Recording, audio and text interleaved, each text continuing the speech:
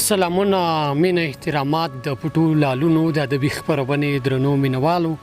یو ځل مې بیا سلام ومنئ ستاسو د ادبي ملګري احمد الله وفا یو ځل بیا د یو ښه شاعر یو ښه ملګري یو ښه لیکوال ترڅنګ دغه خبرونه مو راوړې ده د حبیب الله کریمزي چې واقعا ښه شعر لیکي ښه غزل لیکي ښه نظم لیکي راځو د کریمزي پر ژوند شاعرۍ بحث کوو تر تاسو یې در رسوو له موږ سره پاتې شئ کریمزي صاحب سلامونه مینه او احترامات وعلیکم السلام ورحمت الله وبرکاته زه هم د پټو لالونو د خپرونې ټولو مینوالو ته سلامونه او نیکې هیلې وړاندې کوم ډېره زیاته مننه کوم کریمزي صاحب موږ د پیژنو ستاسې د شعر ستاسې د ژوند سره بلد یاست د سوشل میډیا دوران دی ډېری ملګري به مو په لومړي ځل ګوري دغه درنو ملګرو سره خپل معرفت لږ شان وکړئ په مختصرو ټکو کې بیا راځو شاعري اورو زه حبیب الله کریمزی د کونړ ولایت وټپور ولسوالۍ اوسیدونکی یم ډېره زیاته مننه کوم کریمزی صاحب راځو په همدغه پیل کې د درنو ملګرو د شعري ذوق د خړوبتیا په خاطر باندې په لومړی کې غزل اورو د هغې نه وروسته کوشش کوو یو څو پوښتنې وکړو او نور شعرونه واورو سمه ده نو د یو غزل ټول اورېدونکو سره شریک کړم مهرباني هغه د ګلو لخته چې راځي کرښې وباسي هغه د ګلو لخته چې راځي کرښې وباسي باور د وشه سم مې په زړګي کرښې وباسي او اټک نه چې راپورته مهاجر راته څوک وایي اټک نه چې راپورته مهاجر راته څوک وایي غدار دی پښتون نه دی په تندي کرښې وباسي او ما داسې خوب لیدلی چې دا حد د پښتنو شو ما داسې خوب لیدلی چې دا حد د پښتنو شو اټک باندې ولاړ دي څو سړي کرښې وباسي بس مونږه د قلم د کرښو لرې ځان ساتلی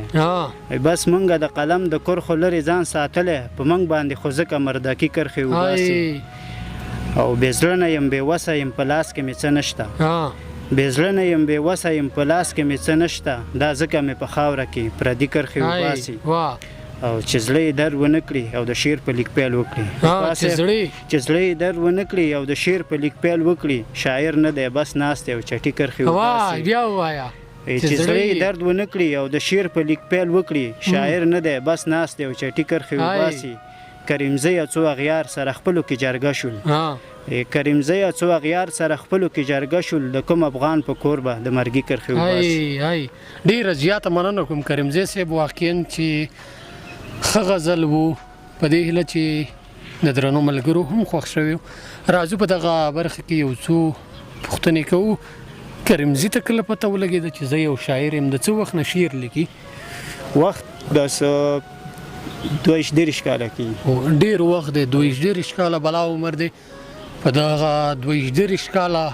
شاعرۍ مزل د ادب پر ځمکه قدم ایښودل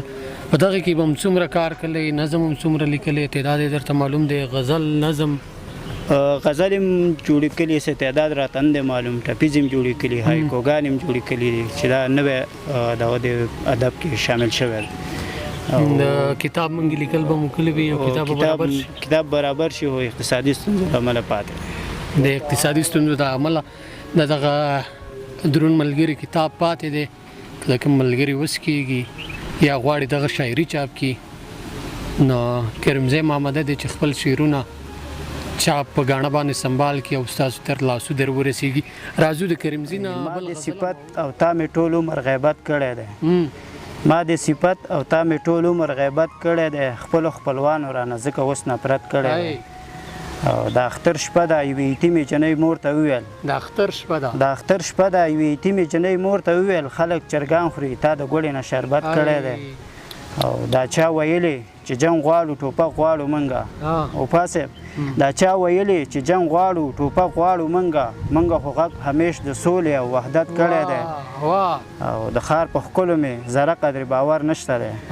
وایي د ښار په ښکلو مې ذره قدر باور نشته دی دوی د پیسو بدل کې مینه محبت کړی دی او زه خو په جار وایم چې یار نه مې ګیله نشته دی او پاسې وایي زه خو په جار وایم چې یار نه مې ګیله نشته دی که په ما ظلم کړی ما باندې قسمت کړی دی او زه صداقت کوم صادق یم په چل نه پوهېږم زه صداقت کوم صادق یم په چل نه پوهېږم تا په دوکه چل او ټګۍ کې مهارت کړی دی او موږ ګاونډیانو ته هم سوله آرامي غواړو تل موږ ګاونډیانو ته هم سوله آرامي غواړو تل خو دوی زموږ سره دوه مخی سیاست کړی دی او زموږ مشران په چوکۍ مست او ناخبره ګرځي زموږ مشران په چوکۍ مست او ناخبره ګرځي په دې خوشحال دي چې بس موږ حکومت کړی دی او هغه بادار ما ته راوښایه چې ښکلې کړمه هغه بادار ما ته راوښایه چې ښکلې کړمه کریمزی چا چې د دې خوار ولس خدمت کړی واه ډېر ښه دی کریمزی راځو ښه بل غزل اورو راځه مهرباني وایي بلا دې واخلمه درځمه اشاره په کار ده بلا دې واخلمه درځمه اشاره په کار ده ستاسې د کور زموږ کوڅې ته دروازه په کار ده او ماته د خلکو مخکې مړې داسې مه راګوره ماته د خلکو مخکې مړې داسې مه راګوره موږ پښتانه یو زموږ مینه کې پرده په کار ده او لسګونه نه سلګونه نه زرګونه نه غواړمه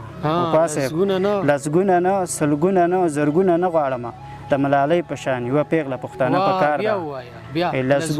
لسګونه نه سلګونه نه زرګونه نه غواړمه د ملالۍ په شان یوه ښکلې پښتانه په کار ده او ډېرې وعدې اسلام آباد وکړي پوره یې نه کړې ډېرې وعدې اسلام آباد وکړي پوره یې نه کړې زمونږ یوه واده په کار ده خو پوره په کار ده ډېرې وعدې اسلام آباد وکړي پوره یې نه کړې زمونږ یوه واده په کار ده خو پوره په کار ده چې نیمې ما وخوړې نیمې مې جانان وخوړې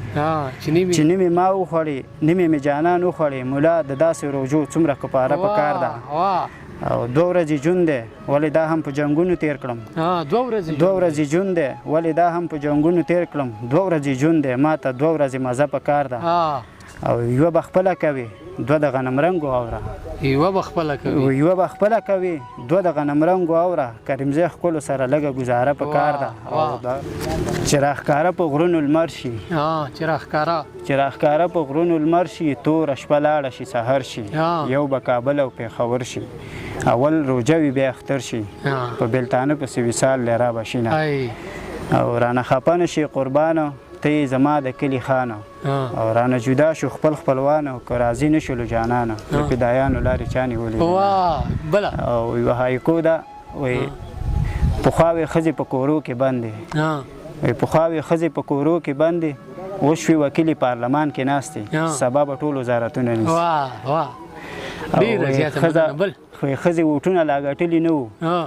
ښځې ووټونه لا ګټلي نه وو خاوند ته ویلې کور به تا ته سپارم هغې ویل وړه خو دله نه غږمه په پارلمان کې وه وکیله ناسته او کور نه خاوند ورته موبایل کې ویل راشه به چیرې د ژړا نه مړه شو او که غواړې نوم دې په جهان کې خپور شي او ځان له یوه نوې مجله وباسه ځان کړه مدیر یا مرستیال د هغې ډېره زیاته مننه کومه په دې وروستۍ کې ستا د خوښې غزل اورو وایي زموږ په کلي کې تر اوسه دا خبره کېږي چې فیصلې د نصیبونو چېرته بره کېږي چې 2 پرې کونډې نه کړي 2 خویندې بې کوره نه کړي چې 2 پرې کونډې نه کړي 2 خویندې بې کوره نه کړي دې پښتنو کې فیصلې کله بې شره کېږي وطن دې جوړ شي سوله غواړو جنګ نه کرکه کوو زمونږ په کلي کې په دې بحث اکثره کېږي چې زما افغان ملت پکې ذره ذره کړو باور دې وشه اوس مې ډار د پېښوره کېږي او زه یې ساتم ته مې تشویق کړه جنازه مې وکړه جنازه مې وکړه ملا صاحب کوم وطن او څنګه بې عسکره کېږي او مینه د خولې د غوړو کار نه دی خبر اوسه پرې د ځان او مال قرباني غواړي په ککره کېږي او په غوڅېدو کې به اول د افغان زوی رانیسي هغې دنیا کې چې پښتنه د نختره کېږي نړۍ اوس هڅه کړي چې مړ انسان کې ساه واچوي خو پښتنو کې جنګ جګړې څومره په نره کېږي مکتب دې وران کړو په بازار کې دې چاودنې وکړې مکتب دې وران کړو په بازار کې دې چاودنې وکړې خو چې جومات ورانوي دې کار نه مې ویره کېږي ښځه عسکر کاپر شو ځکه چې ټوپک ګرځوي ښځه عسکر کاپر شو ځکه چې ټوپک ګرځوي د ملا یېره هم جومات کې له منبره کېږي او دلته زوړ ځوان هر وخت له مر سره ډغرې وهي دلته زوړ ځوان هر وخت له مر سره ډغرې وهي زندګي کله دې هېواد کې بې خطره کېږي او ټوپک مات کړه ټوپک ورک کړه ټوپک وسوځوه ټوپک مات کړه ټوپک ورک کړه ټوپک وسوځوه بیا رغونه په تعلیم باندې بهتره کېږي چې نه په ځان باندې مین وي نه په نورو مین چې نه په ځان باندې مین وي نه په نورو مین کریمزی بیا نو شاعري له کوم هنره کوي ډېره زیاته مننه کوم کریمزی صاحب چې وخت دې راکړو خوږې غزلې ټپیزې هایکوګانې دي موږ ته هم او درنو ملګرو سره دې هم شریکې کړي درنو ملګرو دغه حبیب الله کریمزی واقعا چې خوږه شاعري وه ښه شاعري وه په دې هیله چې ستا زیاتوي څوک څه ناڅه خړوب شوی وي یو ځل بیا چې ستاسې مخې ته د یو ښه ملګري یو ښه شاعر سره مخې ته راځم تر هغې مو په پاک رب سپارم ښه وخت ښې شي وي